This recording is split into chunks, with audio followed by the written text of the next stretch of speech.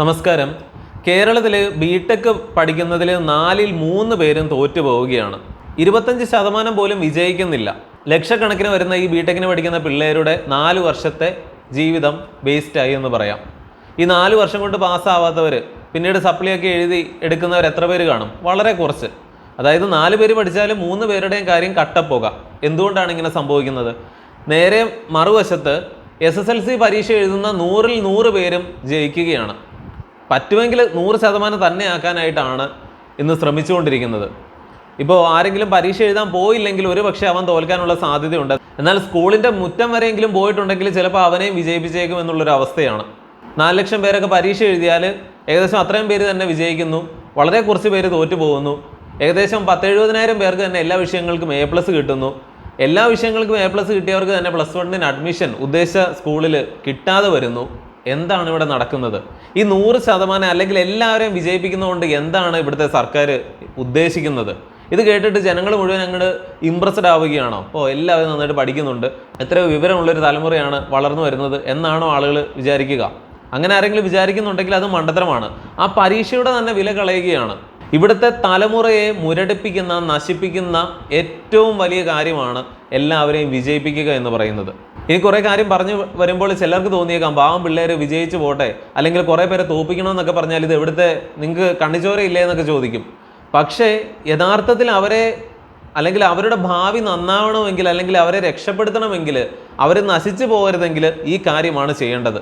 Minimum SSLC +2 പരീക്ഷകൾ കൃത്യമായിട്ട് നടത്തിയാൽ തന്നെ ഇവിടെ പിന്നെ അന്യസംസ്ഥാന തൊഴിലാളികളൊന്നും ഉണ്ടാകില്ല. അതുപോലെ തന്നെ വിദേശത്തേക്ക് ഇവിടെ നിന്ന് ഒരുത്തനും അനാവശ്യമായിട്ട് പഠിക്കാനും കയറി പോകില്ല. ഈ 2 കാര്യങ്ങളും എങ്ങനെ പരിഹരിക്കപ്പെടും എന്നുള്ളത് പറയാനായിട്ട് കുറച്ച് കാര്യങ്ങൾ ആദ്യം പറയാനുണ്ട്. അതിനൊരു ഇത്തിരി താമസമുണ്ട്. അത് കഴിഞ്ഞ് നമുക്ക് ഈ കൃത്യം കാര്യം പറയാം. കാരണം ഇത് ആദ്യം പറയാതെ പറഞ്ഞാൽ ശരിയാവില്ല.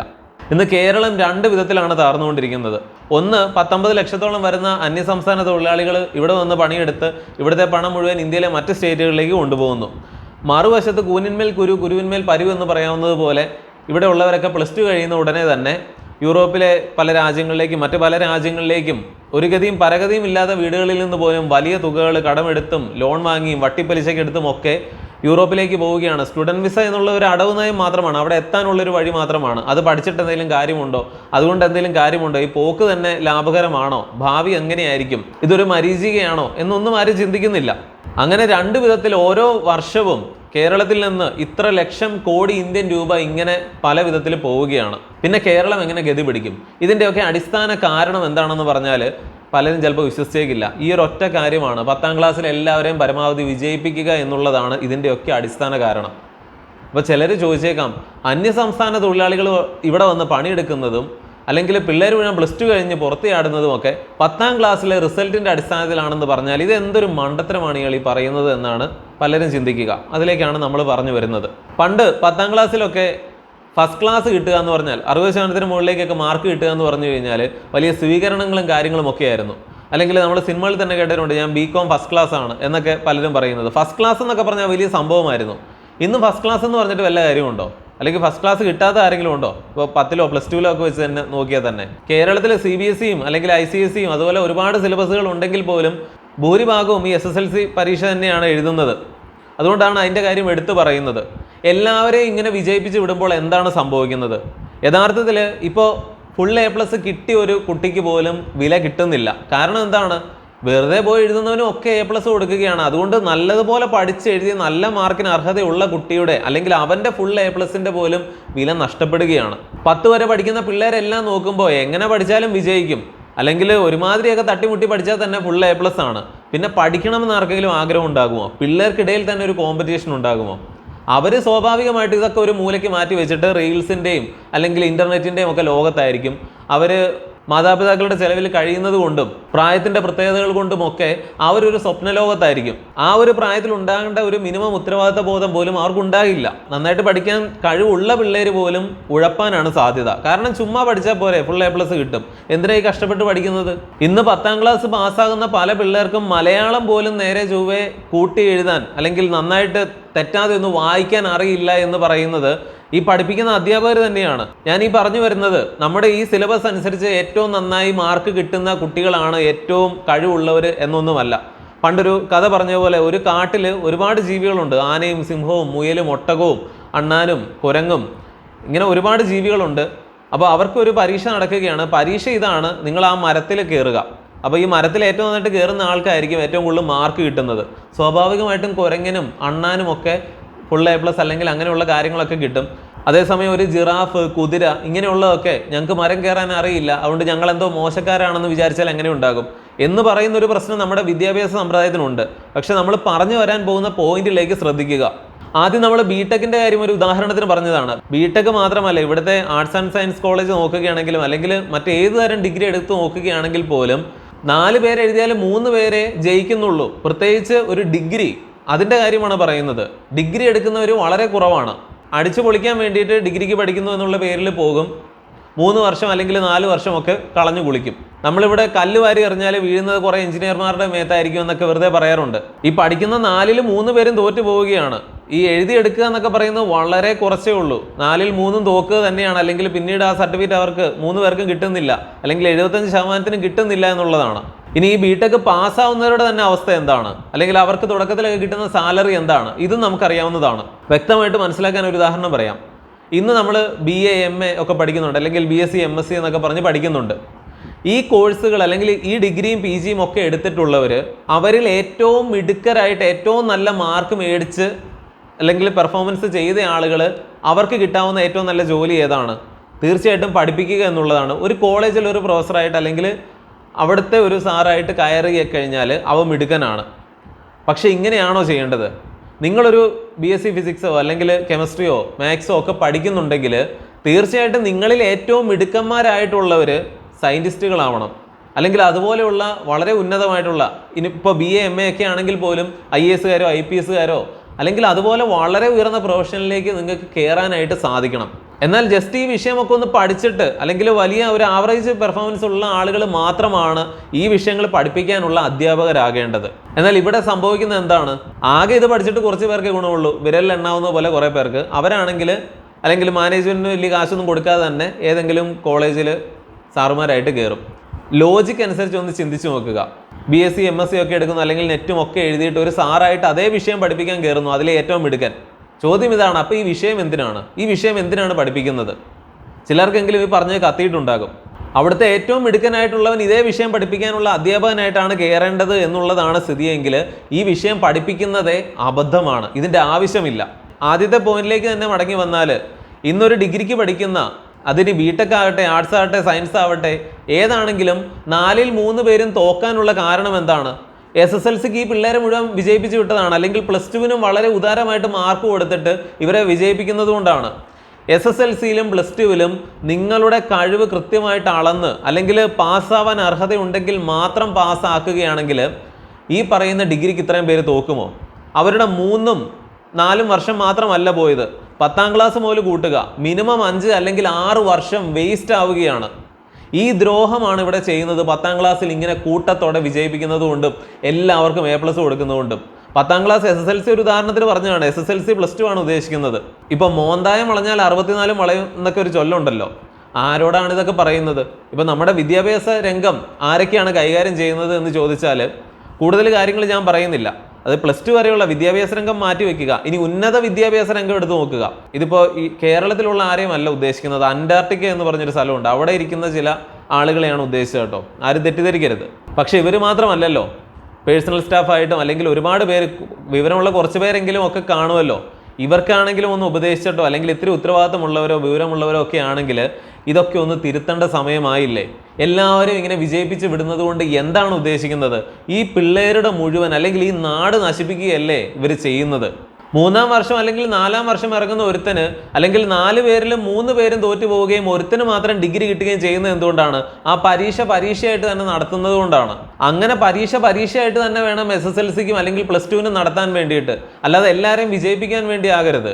എന്തെങ്കിലും ഒന്ന് എഴുതി വെച്ചാൽ, ക്വസ്റ്റ്യൻ പേപ്പർ തന്നെ എഴുതി വെച്ചാൽ വിജയിച്ചു പോകുന്നുള്ള അവസ്ഥയാണ്. നേരെ മറിച്ച് പണ്ടത്തെ ഒരു ഫസ്റ്റ് ക്ലാസ് കിട്ടുക എന്നൊക്കെ പറഞ്ഞാൽ വലിയ സംഭവമാണ്.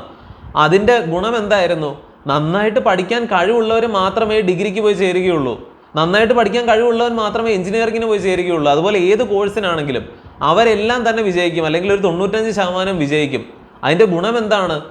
ഈ ഡിഗ്രി കോഴ്സുകൾ ഒക്കെ നടത്തുന്നത് ലാഭകരമാവുകയാണ്, പ്രയോജനത്തിൽ കൊള്ളുകയാണ്. കാരണം പഠിക്കുന്നവരൊക്കെ വിജയിക്കുന്നുണ്ട്. ഇന്ന് എന്താ സംഭവിക്കുന്നത്? 10ൽ എല്ലാവരെയും വിജയിപ്പിക്കുന്നു, +2നും എല്ലാവരെയും വിജയിപ്പിക്കുന്നു. ഇവരെല്ലാം ചെന്നിട്ട് അഡ്മിഷൻ എടുക്കുമ്പോൾ സീറ്റില്ല. ഒരുപാട് കോളേജുകൾ അപ്പോൾ പണി തരണം, ഒരുപാട് ഡിവിഷനുകൾ ഉണ്ടാവണം, ഇതിനെല്ലാം അധ്യാപകരെ നിർത്തണം, ഇവർക്കൊക്കെ ശമ്പളം ഉരുട്ടി ഉരുട്ടി കൊടുക്കണം. സർക്കാരിൻ്റെ കാശ്, ഇപ്പോൾ മാനേജ്മെന്റ് ആണെങ്കിലും അല്ലെങ്കിൽ എയ്ഡഡ് കോളേജുകളൊക്കെ ആണെങ്കിലും സർക്കാരിൻ്റെ പണവും കൂടിയാണ് ഇങ്ങനെ പോകുന്നത്, അല്ലെങ്കിൽ ജനങ്ങളുടെ പണം തന്നെയാണ് പോകുന്നത്. ഇത്ര പെർസെൻറ്റേജിന് മുകളിൽ മാർക്കുള്ളതിന് മാത്രമേ ഈ കോളേജുകളിലേക്കൊക്കെ അഡ്മിഷൻ ഉള്ളൂ എന്ന് പറഞ്ഞു കഴിഞ്ഞാൽ ഇന്ന് കേരളത്തിലുള്ള ആകെ കോളേജുകളുടെ 4ൽ 1 മതി, ബാക്കിയുള്ളതൊക്കെ പൂട്ടിപ്പോണം. അങ്ങനെ ചെയ്താൽ പരിപാടി നടക്കില്ല. കാരണം മാനേജ്മെന്റിൽ അല്ലെങ്കിൽ ഗവൺമെന്റിന്റെ കാശ് തട്ടാനിരിക്കുന്ന ഒരുപാട് മാനേജ്മെന്റ് ഇൻസ്റ്റിറ്റ്യൂട്ടുകൾ ഇവിടെ പ്രവർത്തിക്കുന്നുണ്ടല്ലോ. ആർട്സ് ആൻഡ് സയൻസ് വേണോ, ഇങ്ങോട്ട് പോരൂ. ബിടെക് വേണോ, ഇങ്ങോട്ട് പോരൂ. കാട്ടിലെ തടി തേവരുടെ ആന, ആർക്കെന്ത് ചെയ്തം? ഇവിടെ പിള്ളേർ പഠിച്ചാൽ എന്ത്, തോറ്റാൽ എന്ത്? അങ്ങനെ ചെയ്തു കഴിഞ്ഞാൽ ഇത്രയും അധികമായിട്ടുള്ള കോളേജുകൾ പ്രവർത്തിക്കേണ്ട ആവശ്യമില്ല. ഇവിടെ ഇപ്പോൾ എത്ര അധ്യാപകരുണ്ടോ അതിൻ്റെ 4ൽ 1 ചുരുങ്ങും. ബാക്കിയുള്ളവർ വേറെ പണിക്ക് പോകേണ്ടി വരും. ഇവർക്കൊന്നും സർക്കാർ പണം കൊടുക്കേണ്ടി വരില്ല. ഈ സർക്കാർ തന്നെ പണം കൊടുക്കുക. ഇപ്പോൾ എയ്ഡഡ് കോളേജുകളാണെങ്കിൽ പോലും ഇപ്പോൾ ഡിഗ്രിക്ക് പഠിപ്പിക്കുന്ന ഒരു സാറിന് അല്ലെങ്കിൽ ഒരു പ്രൊഫസറിനൊക്കെ അവിടെ പഠിപ്പിക്കണമെങ്കിൽ മാനേജ്മെന്റിന് കൊടുക്കേണ്ടത് 60-70 ലക്ഷം രൂപയൊക്കെയാണ്. എന്നിട്ട് വേണം ഇവർക്ക് ഗവൺമെന്റിന്റെ കാശ് മാസം മാസം മേടിച്ചുകൊണ്ട് ജീവിക്കാൻ. ഈ കാശ് ബാങ്കിലിട്ടാൽ അവർക്ക് ജീവിച്ചുകൂടെ? അന്നേരം നാട്ടിൽ പറയാൻ പറ്റില്ലല്ലോ. ആളുകൾക്ക് ഒരു സ്റ്റാറ്റസ് ആണ് വേണ്ടത്. പക്ഷെ ഇതിന്റെ ഒക്കെ ബാക്കി സൈഡ് എഫക്റ്റ് എന്താണ്, അത് ചിന്തിച്ചു നോക്കുക. ഇതൊക്കെ എത്ര പറഞ്ഞാലും ചിലർക്ക് ഇപ്പോഴും പിടിക്കില്ല. കാരണം ഇപ്പോൾ SSLC ഒക്കെ വളരെ സ്ട്രിക്റ്റ് ആയിട്ട് നടത്തി കഴിഞ്ഞാൽ ഒരു 50% പേരെ വിജയിക്കൂ, ആ ഒരു അവസ്ഥ വരണം. 50% പേര് വിജയിക്കരുതെന്ന് തന്നെയാണ് പറയുന്നത്. +2ന് ഇതുപോലെ തന്നെ വേണം. അങ്ങനെ വരുമ്പോൾ എന്താ സംഭവിക്കുക? ഒന്നാമത് പിള്ളേർ ഉത്തരവാദിത്തത്തോടെ അല്ലെങ്കിൽ അക്ഷരം കൂട്ടി വായിക്കാനെങ്കിലും പഠിക്കുന്നവനായിട്ടേ തോക്കുന്നവൻ പോലും പുറത്തിറങ്ങുകയുള്ളൂ. ഈ തോൽക്കുന്നവരുടെയൊക്കെ ഭാവി നശിക്കുന്നത് എപ്പോഴാണ്? അവർ വിജയിച്ചാലാണ്. കാരണം അവർ ഡിഗ്രിക്ക് പോകുന്നു, അല്ലെങ്കിൽ ഈ 4 വർഷത്തെ എഞ്ചിനീയറിംഗ് കോഴ്സിനോ അങ്ങനെയുള്ളതിനൊക്കെ ചേരുന്നു. വീട്ടുകാരുടെ കാശും പോയി, ഡിഗ്രി തൊട്ട് കിട്ടിയതുമില്ല, 4 വർഷവും പാഴായി. പിന്നെ എന്തുണ്ട്? പ്ലസ് ആയിട്ടൊന്നുമില്ല, മൈനസ് ഇത്ര കിടക്കുകയാണ്.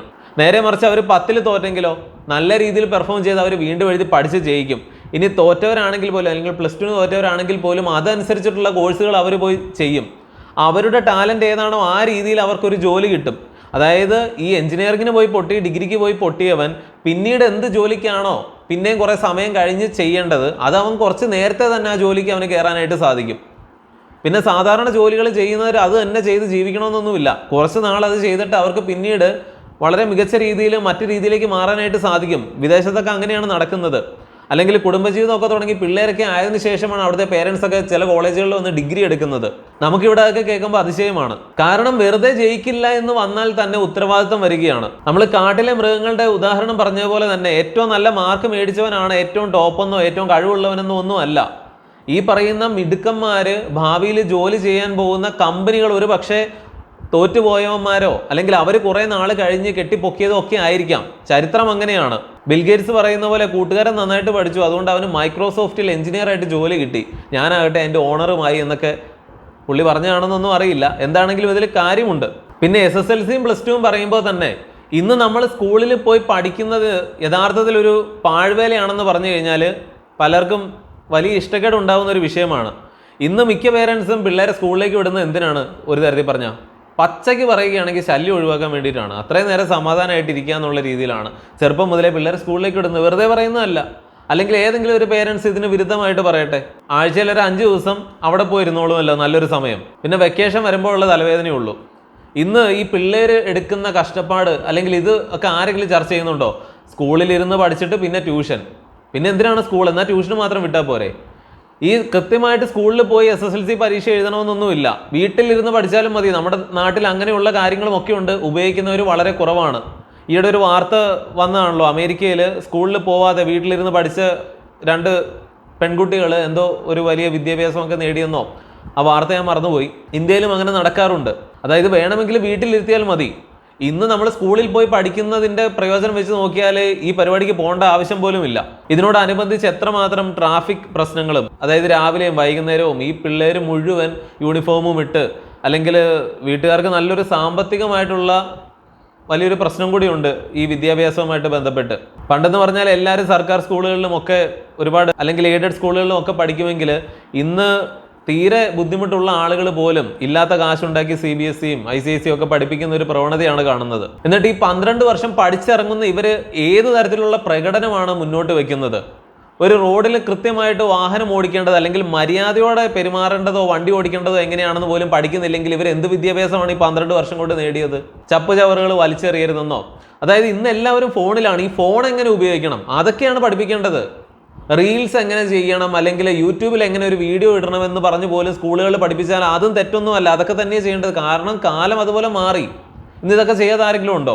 ജപ്പാനിലെയും ഫിൻലൻഡിലെയും ഒക്കെ കാര്യം നമ്മൾ പറഞ്ഞാണ്. ഫിൻലൻഡിലെ പരീക്ഷകൾ പലയിടത്തും പല സിലബസും അനുസരിച്ചില്ല. അതായത് ഒരു ഗ്രൂപ്പ് സ്റ്റഡി ആയിട്ട് പുസ്തകം നോക്കിയാണ് അവർ ഉത്തരങ്ങൾ എഴുതുന്നത്. അതായത് ചിന്തിക്കാനാണ് പഠിപ്പിക്കുന്നത്, വെറുതെ കാണാപ്പാഠം പഠിച്ച് എഴുതാനല്ല. അതുപോലെ ജപ്പാനിൽ ഒരു ബസ്സിൽ കയറിയാലും മുതിർന്നവർക്ക് എങ്ങനെ എഴുന്നേറ്റ് കൊടുക്കണം, എങ്ങനെ പരിസരം വൃത്തിയാക്കണം, അവിടുത്തെ ബസ് സ്റ്റോപ്പുകളൊക്കെ വൃത്തിയാക്കുന്നത് പിള്ളേരാണ്. സ്കൂളിൽ പഠിപ്പിക്കുന്നതിൻ്റെ ബാക്കിയാണത്. ഈയിടെ ഒരു വീഡിയോ ഉണ്ടാണ് ജപ്പാനിൽ തന്നെ. അത് കുറേ പിള്ളേർ ഇങ്ങനെ ഇരിക്കുന്നു. ഒരു അപരിചിതനായ ഒരാൾ വന്നിട്ട് ഒരു മിഠായി കൊടുക്കുന്നു. കൊടുത്ത ഉടനെ തന്നെ അവനെ പിടിച്ചുകൊണ്ട് പോവുകയാണ്. അതായത് ഇച്ചിരി പേടിപ്പിക്കുന്ന രീതിയിൽ ഒരു മാസ്ക് ഒക്കെ ധരിച്ചിട്ടുണ്ട്. അപ്പോൾ ഇത് കാണുന്ന പിള്ളേർ, കൊച്ചു പിള്ളേർ അപരിചിതരായ വ്യക്തികളിൽ നിന്നൊന്നും അങ്ങനെ വാങ്ങി കഴിക്കരുത് എന്നൊക്കെ പഠിക്കുകയാണ്. ഈ മിനിമം സാധനങ്ങൾ, സാമാന്യ ബോധം നൽകുന്ന കാര്യങ്ങളാണ് പഠിപ്പിക്കേണ്ടത്. ഇവിടെ എന്താ പഠിപ്പിക്കുന്നത്? ചിലർ പറയാറുണ്ട് ഈ സൈൻ തീറ്റയും കോസ് തീറ്റയും ഡിഫറൻസിയേഷനും ഇൻ്റഗ്രേഷനും ഒക്കെ പഠിച്ചിട്ട്, ട്രിഗ്നോമെട്രി ഒക്കെ പഠിച്ചിട്ട് എന്താണ് കാര്യം? പഠിച്ചിട്ട് കാര്യമുണ്ട്. അതായത് ആ മേഖലയിൽ ടാലൻ്റ് ഉള്ളവർ അങ്ങോട്ട് പോകണം. അതൊക്കെ തന്നെയാണ് ഇന്നത്തെ ഈ ലോകത്തിന്റെ അടിസ്ഥാനം ഇട്ടിരിക്കുന്നത്. പക്ഷെ ഇന്ന് +2 കഴിഞ്ഞ് ഇറങ്ങുന്നത് വെറും വട്ടപൂജ്യമായിട്ടാണ് ഭൂരിഭാഗം പിള്ളേരും ഇറങ്ങുന്നത്. വിദ്യാഭ്യാസം കൊണ്ടല്ല, അവർ തന്നെ വേറെ പല രീതിയിൽ നേടിയ അറിവുകളും ഒക്കെയാണ് അവരെ പിന്നീട് മുന്നോട്ട് നയിക്കുന്നതെന്ന് തോന്നിയിട്ടുണ്ട്. ഒരു കാര്യവുമില്ലാതെ ഈ 10-12 വർഷം ഒരു മനുഷ്യായുസിന്റെ നല്ലൊരു ഭാഗമായി ഇങ്ങനെ കയറി ഇറങ്ങുമ്പോൾ ഇവരെ അത്യാവശ്യം നല്ല സദാചാരം എന്ത്, കപട സദാചാരം എന്ത്, ഇത് തമ്മിലുള്ള വ്യത്യാസം എന്ത്, അതുപോലെ ഇന്നും ആൺകുട്ടികളെയും പെൺകുട്ടികളെയും ഒക്കെ മാറ്റി മാറ്റി എന്തോ ഇരുത്തുന്നു. ഇവരെയൊക്കെ വളരെ ചെറിയ ക്ലാസ് മുതലേ തന്നെ ഒന്നിച്ചിരുത്തി കഴിഞ്ഞാൽ ഇന്നത്തെ ഈ മുതുക്കിളവന്മാരുടെ മനോഭാവത്തിലേക്ക് അവർ വളർന്നു വരുമ്പോൾ എത്തില്ല എന്നുള്ളതാണ്. കാരണം ചെറുപ്പം മുതലേ തന്നെ അവർ കൂടെ ഇരുന്ന് അല്ലെങ്കിൽ മിക്സറായിട്ടിരുന്നാണ് പഠിച്ചത്. അവർക്കൊരു വ്യത്യാസം തോന്നുന്നില്ല. അങ്ങനെയാണ് വളരേണ്ടത്. എങ്ങനെ ഇൻ്റർനെറ്റ് ഉപയോഗിക്കണം, അത് നല്ല രീതിയിൽ എങ്ങനെ ഉപയോഗിക്കാം, എങ്ങനെ മോശമായിട്ട് ഉപയോഗിക്കരുത്, സോഷ്യൽ മീഡിയയിൽ എങ്ങനെ പെരുമാറണം. ഇന്ന് നമ്മുടെ ഫേസ്ബുക്കും യൂട്യൂബും ഒക്കെ എടുത്താൽ ഇതിൻ്റെ കമൻറ്റുകൾ വായിച്ചു കഴിഞ്ഞാൽ ഈ സമൂഹം ഇത്രയും മോശമായോ അല്ലെങ്കിൽ ഇതുപോലെ വൃത്തികെട്ടവന്മാർ ഈ നാട്ടിലുണ്ടോ എന്നൊക്കെ നമുക്ക് മനസ്സിലാവുന്നത് ഈ കമൻറ്റുകൾ വായിക്കുമ്പോഴാണ്. എന്തുകൊണ്ടാണ് ഇതൊക്കെ സംഭവിക്കുന്നത്? പഠിച്ചിറങ്ങിയവരല്ലേ ഇതൊക്കെ ചെയ്യുന്നത്. എന്താണ് അവർ പഠിച്ചതെന്ന് ചിന്തിച്ചു നോക്കുക. SSLC പരീക്ഷ വളരെ കൃത്യമായിട്ട് നടത്തി നന്നായിട്ട് പഠിക്കുന്ന, അത്യാവശ്യം നന്നായിട്ട് എഴുതാനും വായിക്കാനും അല്ലെങ്കിൽ കണക്കും ഇംഗ്ലീഷും ഒക്കെ അറിയാവുന്നവനെ അങ്ങനെയുള്ളവരെ പാസ്സാക്കുന്നുള്ളൂ എന്ന് കരുതുക. 50%, 55% വിജയ ശതമാനം എന്ന് കരുതുക. ബാക്കിയുള്ളവർ എന്ത് ചെയ്യും? അതായത് വിദേശത്തെ വലിയ കൾച്ചറൊക്കെ കണ്ടുപഠിക്കാൻ നമ്മൾ പറയുന്നുണ്ട്. അവിടെ ഒരു മിനിമം വിദ്യാഭ്യാസം കഴിഞ്ഞവൻ, അല്ലെങ്കിൽ നമ്മുടെ ഒരു +2 എന്ന് പറയുന്ന പോലെ അവിടുത്തെ വിദ്യാഭ്യാസം കഴിഞ്ഞാൽ അവർ ഉറപ്പായിട്ടും ഒരു പാർട്ട് ടൈം ജോലിക്ക് പോകും. പഠിത്തവും ജോലിയും ഒരുമിച്ചാണ്. അതിന് ഏത് കൊമ്പത്തുള്ളവൻ്റെ മകനാണെങ്കിലും സാധാരണക്കാരനാണെങ്കിലും അങ്ങനെയാണ്. ഒരു പ്രായം കഴിഞ്ഞ് ഒരു 18 വയസ്സൊക്കെ കഴിഞ്ഞ് പേരൻസിനോട് പണം ചോദിക്കാൻ അവർക്കൊരു നാണമുണ്ട്, അല്ലെങ്കിൽ അവർക്ക് മാനമുണ്ട് എന്ന് പറയാം. അതുകൊണ്ട് അവർ പാർട്ട് ടൈം ജോലിക്ക് പോകും. ഇവിടെ എങ്ങനെയാണ്? ഡിഗ്രിയും PGയും വരെ മാതാപിതാക്കൾ തന്നെ ഇങ്ങനെ താങ്ങിക്കൊണ്ട് നടക്കുകയാണ്. എൻ്റെ മോൻ എന്തോ വലിയ സംഭവമാണ്, അല്ലെങ്കിൽ അവന് ഡിഗ്രി ഉണ്ട് PG ഉണ്ടെന്നും പറഞ്ഞ് സാധാരണ ജോലികൾക്കൊന്നും വിടില്ല, സൈഡ് പരിപാടികൾക്ക് പോലും വിടില്ല. പഠനം മാത്രം. എന്താണ് 24 മണിക്കൂറും പഠിക്കാനുള്ളതെന്നുള്ളത്? ബാക്കി എല്ലാത്തിനും സമയമുണ്ടാകും. പക്ഷെ വിദേശത്ത് അങ്ങനെയല്ല. ആ ഒരു രീതി ഇവിടെയും വരണം. മിനിമം ഈ 55% വിജയിക്കുന്നുള്ളൂ എങ്കിൽ ബാക്കിയുള്ളവരെങ്കിലും, അതായത് അടുത്തത് പഠിച്ചുകൊണ്ടിരിക്കുന്ന സമയത്തെങ്കിലും അല്ലെങ്കിൽ പുതിയ കോഴ്സ് ചെയ്യുന്നതിൻ്റെ കൂടെ പാർട്ട് ടൈം ജോലികൾ നിർബന്ധമായിട്ട് ചെയ്യണം. തോറ്റവർ മാത്രമല്ല, പാസ്സായവരും.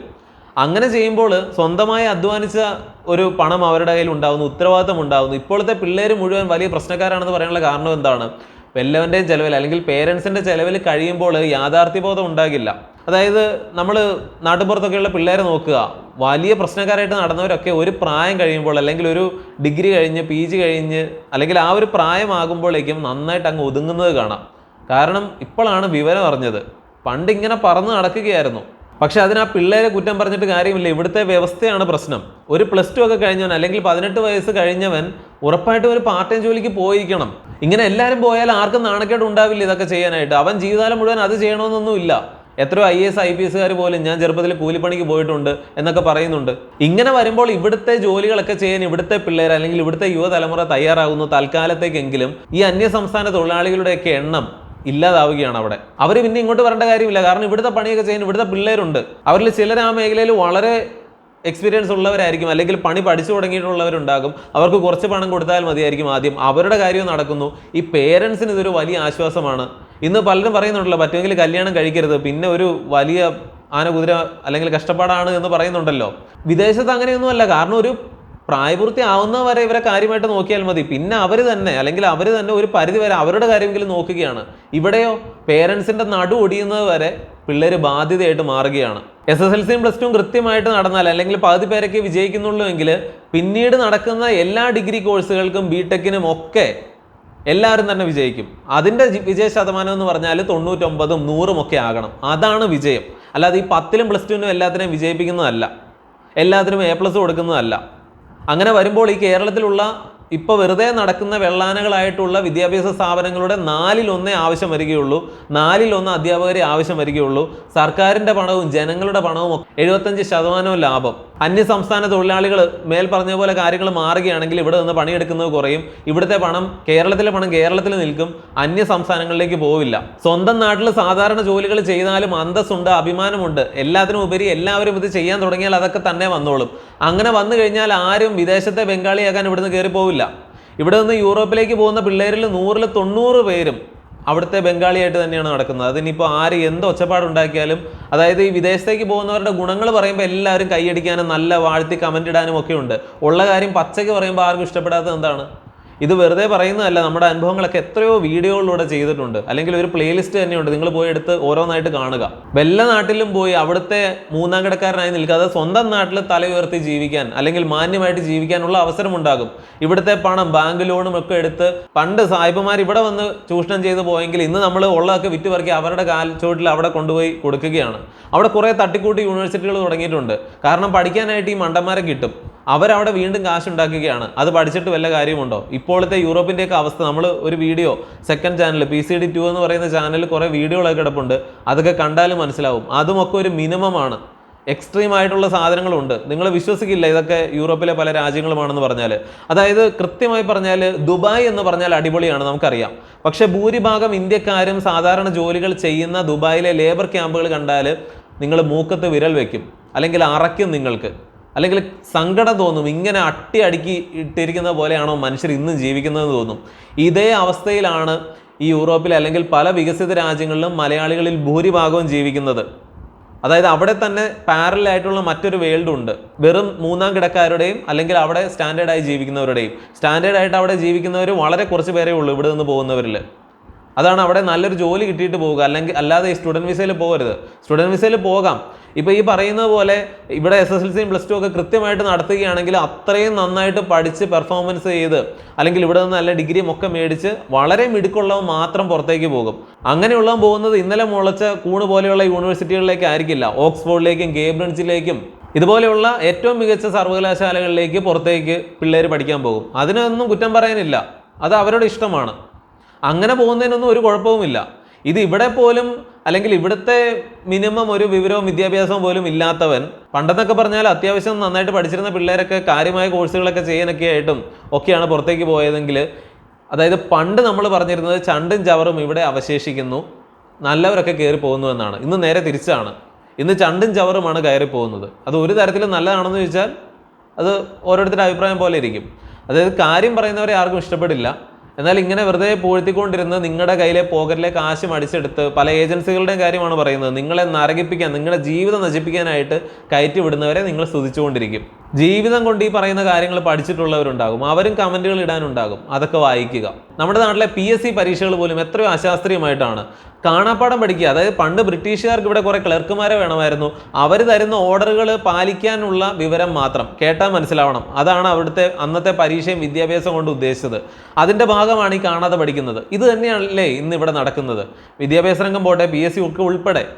ട്രിനിറ്റി ടെസ്റ്റ് നടത്തിയ ശാസ്ത്രജ്ഞൻ്റെ പേര് അല്ലെങ്കിൽ അത് നടന്ന വർഷം, ഇതൊന്നും പഠിക്കുന്നതിൽ വലിയ കാര്യമില്ല.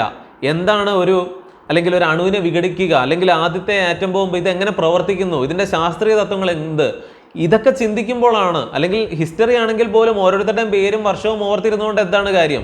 വൈക്കം സത്യാഗ്രഹം നടന്ന വർഷം പഠിച്ചുകൊണ്ട് വലിയ ചിന്താശേഷി ഉണ്ടാവണമെന്നില്ല. എന്നാൽ ആ സത്യാഗ്രഹത്തോടെ ഇവിടെ എന്തൊക്കെ മാറ്റമാണ് വന്നത്, അന്ന് നടന്ന അല്ലെങ്കിൽ ആ കാലഘട്ടത്തിൻ്റെ പ്രത്യേകതകൾ എന്തൊക്കെയായിരുന്നു? ചിന്തിക്കാൻ പഠിപ്പിക്കുന്നില്ല, വെറുതെ കാണാതെ പഠിക്കുക.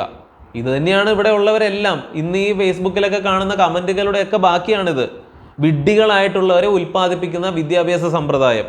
ഇന്നിവിടെ പഠിച്ചിട്ട് കാര്യമുള്ള കോഴ്സുകൾ പോലും, ഉദാഹരണം നേഴ്സിംഗ് പോലും എടുക്കുക, നേഴ്സിംഗ് പോലും പഠിച്ച് പാസ്സായി കഴിഞ്ഞാൽ എക്സ്പീരിയൻസ് ചോദിക്കുകയാണ്. മിനിമം 1 വർഷം അല്ലെങ്കിൽ 2 വർഷമെങ്കിലും എക്സ്പീരിയൻസ് വേണം. അല്ലെങ്കിൽ ഒരു എഞ്ചിനീയറിനാരും പിന്നെ പറയുകയേ വേണ്ട, എക്സ്പീരിയൻസ് മാത്രം മതി.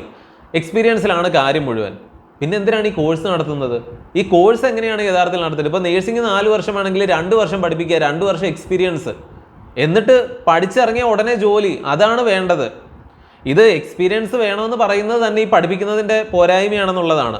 കാരണം എല്ലാവർക്കും അറിയാം, ഏത് കോഴ്സ് പഠിച്ചാലും പഠിക്കുന്ന സമയത്ത് എന്തിനോ നടക്കുന്നു, അല്ലെങ്കിൽ ജസ്റ്റ് ഓരോന്നൊക്കെ എഴുതി പാസ്സാവുന്നു. പണി പഠിക്കണമെങ്കിൽ അല്ലെങ്കിൽ ഫീൽഡിൽ ഇറങ്ങി കളിക്കണമെങ്കിൽ പിന്നീട് എക്സ്പീരിയൻസ് വേണം. അപ്പോഴാണ് കാര്യങ്ങളൊക്കെ മനസ്സിലായി വരുന്നത്. ഇതല്ലേ യഥാർത്ഥത്തിൽ പഠിപ്പിക്കേണ്ട സമയത്ത് ചെയ്യേണ്ടത്?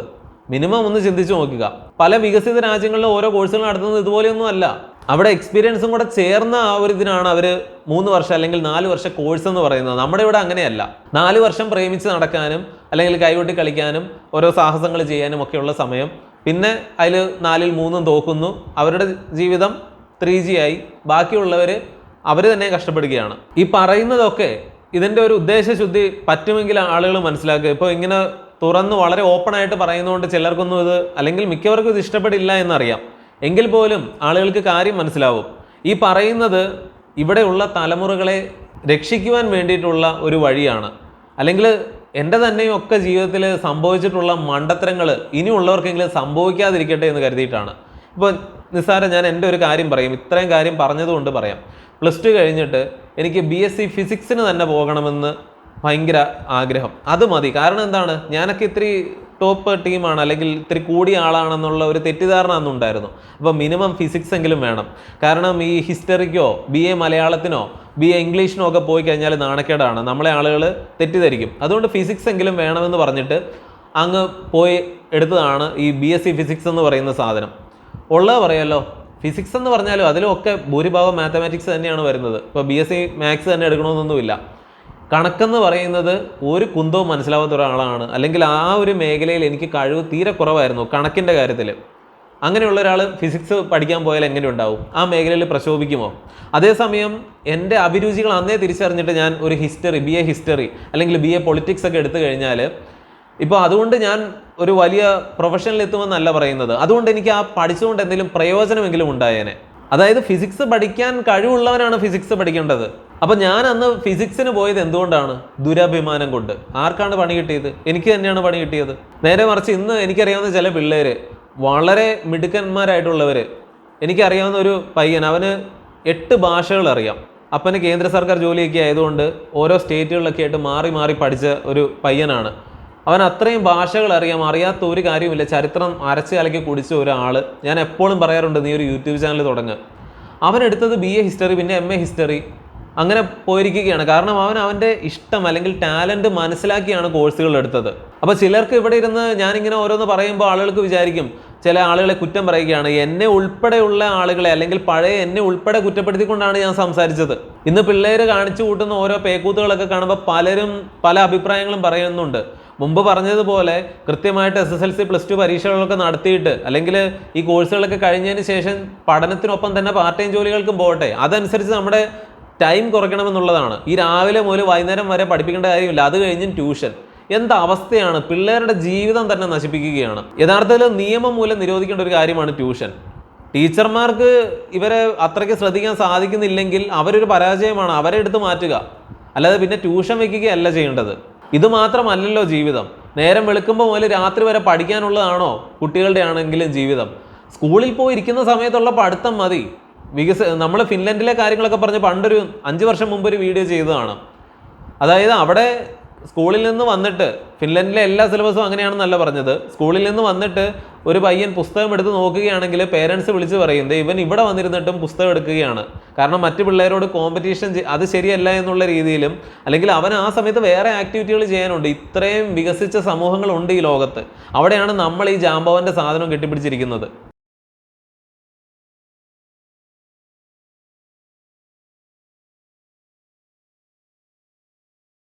എല്ലാ വീഡിയോകളും ചെയ്യുന്നതിന് മുമ്പ്, പ്രത്യേകിച്ച് ഇതുപോലെയുള്ള വിഷയങ്ങളൊക്കെ ചെയ്യുന്നതിന് മുമ്പ് ഞാൻ തന്നെ സ്വയം ഒരു നിയന്ത്രണം വെക്കാറുണ്ട്. മര്യാദയ്ക്ക് സംസാരിക്കണം, അതായത് യഥാർത്ഥ ജീവിതത്തിൽ ഞാൻ ഭയങ്കര ദേഷ്യക്കാരനാണ് എന്നൊക്കെയാണ് എനിക്കെതിരെ വലിയ കുറ്റാരോപണങ്ങൾ പലരും പറയാറുള്ളത്, ഭയങ്കര ചൂടനാണ് എന്നൊക്കെ. പക്ഷേ ഇങ്ങനെയുള്ള വിഷയങ്ങൾ പറയുമ്പോൾ ഇതേ രീതിയിൽ തന്നെ പറഞ്ഞു പോകുന്നതാണ്. അതായത് പണ്ട് ഒരാളോട് ഒരു സിനിമ ചെയ്യാൻ പറഞ്ഞു, ഒരു ഡോക്യുമെൻ്ററി, പച്ചയായ ജീവിതമായിരിക്കണമെന്ന് പറഞ്ഞു. അപ്പോൾ വളരെ മോശമായിട്ടുള്ള രംഗങ്ങളൊക്കെ അതിൽ വന്നപ്പോൾ അയാൾ പറഞ്ഞത് പച്ചയായ ജീവിതം ചെയ്തപ്പോൾ നീലയായി പോയി എന്നാണ് അയാൾ പറയുക. എന്ന് പറയുന്നത് പോലെ ഇതുപോലെയുള്ള വിഷയങ്ങൾ ഇങ്ങനെ തന്നെ പറഞ്ഞാലേ ശരിയാവുകയുള്ളൂ. അപ്പോൾ പറഞ്ഞു എന്നേ ഉള്ളൂ. എന്തൊക്കെയാണെങ്കിലും വീഡിയോയെക്കുറിച്ചുള്ള നിങ്ങളുടെ എല്ലാ അഭിപ്രായങ്ങളും അറിയിക്കുക. കമൻറ്റ് ബോക്സുകളാണ് ഏറ്റവും അധികം ശ്രദ്ധിക്കപ്പെടേണ്ടത്, ഒരു പക്ഷേ ഈ വീഡിയോയുടെ ഒപ്പം തന്നെ. അപ്പോൾ ആ കാര്യം ശ്രദ്ധിക്കുക. മറ്റൊരു വീഡിയോയിൽ വീണ്ടും വരാം. നന്ദി, നമസ്കാരം.